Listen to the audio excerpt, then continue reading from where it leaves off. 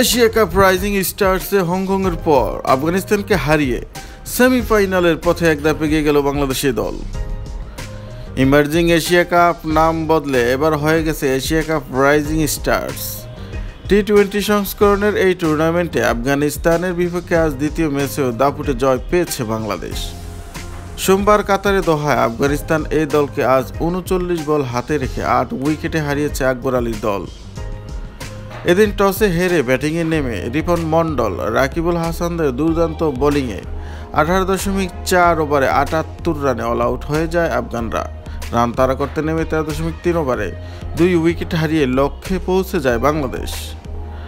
আগের ম্যাচে হংকংয়ের বিপক্ষে বাংলাদেশ দাপুটে জয় পেয়েছে ব্যাটসম্যানদের নৈপুণ্যে। সেই ম্যাচে বাংলাদেশকে 168 রানের লক্ষ্য দিয়েছিল হংকং।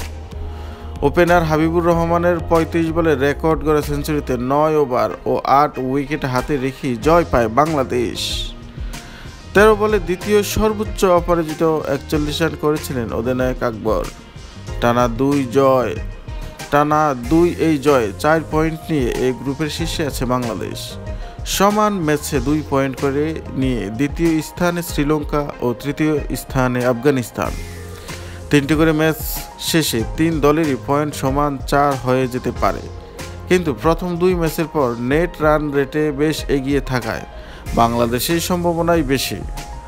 তো প্রিয় বন্ধুরা, খেলাধুলা বিষয়ক সকল তথ্য পেয়ে এই ফেসবুক পেজটি ফলো দিয়ে রাখুন। এছাড়া এফএস স্পোর্টস নামের ইউটিউব চ্যানেল রয়েছে, সেখানে অবশ্যই সাবস্ক্রাইব এবং বেল আইকনটি অন করে দিবেন।